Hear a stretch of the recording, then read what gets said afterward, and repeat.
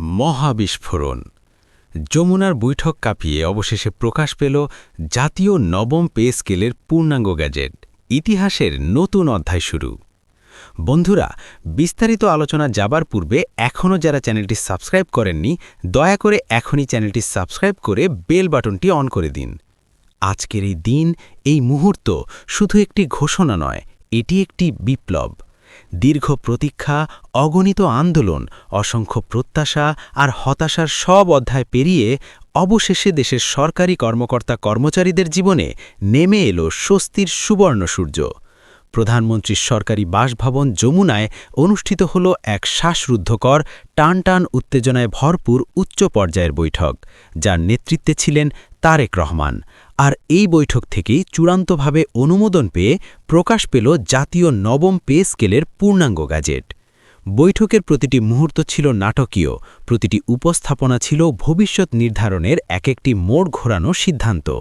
অর্থমন্ত্রী আমির খসরু এবং নবম পে কমিশনের চেয়ারম্যান জাকির আহমেদ সম্মিলিতভাবে এমন এক বিশাল, সুগভীর এবং সুসংগঠিত প্রেজেন্টেশন উপস্থাপন করেন, যা উপস্থিত সবাইকে হতবাক করে দেয়। তারা একে একে তুলে ধরেন নতুন পে স্কেলের প্রতিটি স্তর, প্রতিটি গ্রেড, প্রতিটি আর্থিক সুবিধা, যেখানে লুকিয়ে আছে ভবিষ্যতের নিরাপত্তা, সম্মান এবং আর্থিক স্থিতিশীলতার প্রতিশ্রুতি। সবচেয়ে বড় চমক, মূল বেতন কাঠামোতে এসেছে নজিরবিহীন পরিবর্তন। সর্বনিম্ন গ্রেড থেকে সর্বোচ্চ পর্যায় পর্যন্ত প্রতিটি ধাপে বেতন বৃদ্ধি করা হয়েছে এমনভাবে, যা বর্তমান জীবনযাত্রার ব্যয়, মূল্যস্ফীতি এবং বাস্তব অর্থনৈতিক অবস্থার সঙ্গে পুরোপুরি সামঞ্জস্যপূর্ণ।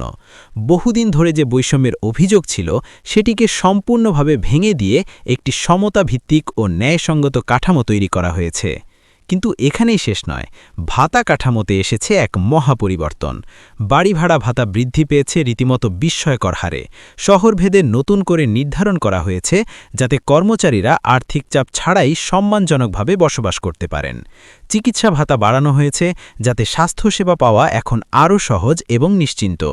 যাতায়াত ভাতা, বিশেষ ইনসেন্টিভ, ঝুঁকি ভাতা সবকিছুতেই যুক্ত হয়েছে নতুন মাত্রা, যা কর্মচারীদের কর্মস্পৃহা বাড়াবে বহুগুণে। পেনশন ব্যবস্থায় এসেছে যুগান্তকারী সংস্কার।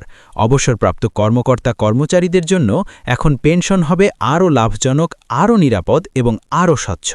গ্র্যাচুইটি বৃদ্ধি, দ্রুত নিষ্পত্তি এবং ডিজিটাল ব্যবস্থাপনার মাধ্যমে পেনশন পাওয়া এখন হবে ঝামেলাহীন। জীবনের শেষ প্রান্তেও থাকবে সম্মান আর নিশ্চয়তা। এটাই এই নতুন পে স্কেলের অন্যতম বড় অঙ্গীকার। এবারের কাঠামোতে বিশেষ গুরুত্ব দেওয়া হয়েছে কর্মদক্ষতার উপর। এখন থেকে শুধুমাত্র সিনিয়রিটির উপর নয়, যোগ্যতা, পারফরম্যান্স এবং অবদানের ভিত্তিতেই নির্ধারিত হবে ইনক্রিমেন্ট এবং পদোন্নতি। দ্রুত পদোন্নতির সুযোগ, অতিরিক্ত ইনক্রিমেন্ট এবং কর্মফলের স্বীকৃতি, সব মিলিয়ে প্রশাসনে আসছে এক নতুন গতি, এক নতুন প্রাণ। ডিজিটাল বিপ্লবও যুক্ত হয়েছে এই পে স্কেলে। বেতন, ভাতা, পেনশন সবকিছু এখন থেকে হবে সম্পূর্ণ ডিজিটাল সিস্টেমের মাধ্যমে পরিচালিত। এতে দুর্নীতি কমবে, সময় বাঁচবে এবং কর্মচারীরা তাদের প্রাপ্য সুবিধা পাবেন দ্রুত, নির্ভুল এবং স্বচ্ছভাবে। প্রধানমন্ত্রী তারেক রহমান বৈঠকের প্রতিটি উপস্থাপনা গভীর মনোযোগ দিয়ে পর্যবেক্ষণ করেন এবং একাধিক গুরুত্বপূর্ণ নির্দেশনা প্রদান করেন। তিনি স্পষ্টভাবে জানান, সরকারি কর্মকর্তা কর্মচারীদের ন্যায্য অধিকার নিশ্চিত করতে কোনো ধরনের আপোস করা হবে না। তিনি আরও বলেন, এই পে স্কেল শুধু একটি বেতন কাঠামো নয়, এটি দেশের প্রশাসনিক ব্যবস্থাকে আধুনিক, শক্তিশালী এবং মানবিক করে তোলার একটি ঐতিহাসিক পদক্ষেপ। দীর্ঘ আলোচনা, বিশ্লেষণ এবং পর্যালোচনার পর অবশেষে সেই চূড়ান্ত মুহূর্ত, বৈঠক থেকেই অনুমোদন, আর সঙ্গে সঙ্গেই প্রকাশিত হল গ্যাজেট। এই ঘোষণা ছড়িয়ে পড়তেই দেশের প্রতিটি প্রান্তে শুরু হয়েছে আনন্দের জোয়ার। সরকারি কর্মকর্তা কর্মচারীদের মুখে এখন স্বস্তির হাসি, চোখে নতুন স্বপ্ন। আজকের এই গ্যাজেট শুধু একটি কাগজ নয়, এটি একটি স্বপ্ন পূরণ, একটি সংগ্রামের সফল পরিণতি, একটি নতুন বাংলাদেশের সূচনা। এখন থেকে এই নতুন পে স্কেল অনুযায়ী বদলে যাবে লাখো মানুষের জীবন, বদলে যাবে প্রশাসনের চেহারা, আর তৈরি হবে এক শক্তিশালী, গতিশীল ও সমৃদ্ধ ভবিষ্যৎ।